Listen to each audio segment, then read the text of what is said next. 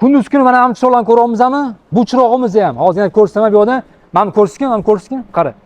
Mana bu chiroqlarni ham orqani ham ko'raylik, orqani ham ki. Orqani ham ko'rsatamiz.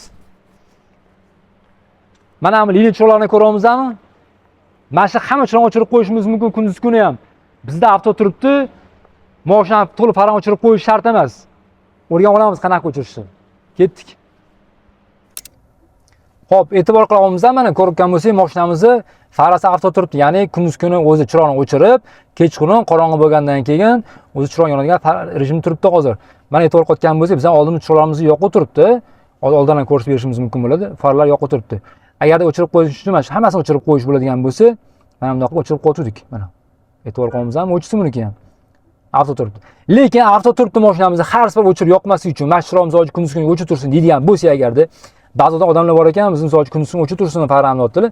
Mana orqa chiroqni ham ko'raylik mana. Orqada ham uzun chirog'imiz yoqib turibdi.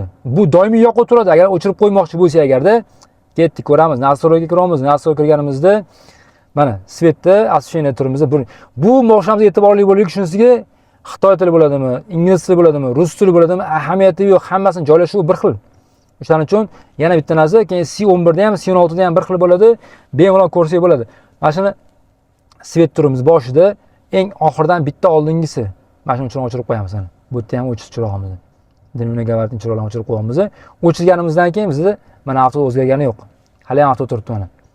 Avto turibdi, lekin chiroqlarimiz o'chdi. Mana, e'tibor qilyapmizmi? Chiroqlar o'chdi.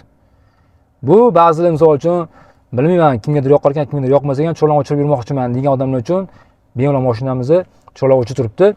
Xohlagan paytingizda yoqib, xohlagan o'chirib qo'yishingiz mumkin. Bu narsani qanday foydalanasiz? Siz uchun kerakmi, kerak emasmi? Endi bu siz bilasiz. O'shaning uchun bizni shu ma'noda e'tibor qilib, xudo xolasa harakat qilamiz, e'tibor qilishga odamlar uchun to'liq ma'lumot chiqaraylik. Kimga kerak bo'lsa, o'shadan o'chirib qo'yadi, kimdir yoqib qo'yadi, kimdir o'ynagan qilib qo'yadi, chiroqlarni o'ynagan qilib qo'yishimiz ham mumkin.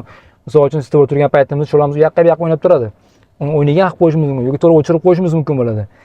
Kimga qanaqa foydalanish qulay bo'lsa, shunaqa foydalanaverasizlar.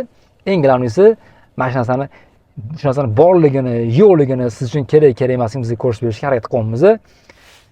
Podpiskani bosib, duo qilib qo'llab turinglar. Xudo xolasa, bundan ham manfaatli videolar doimiy chiqib boradi.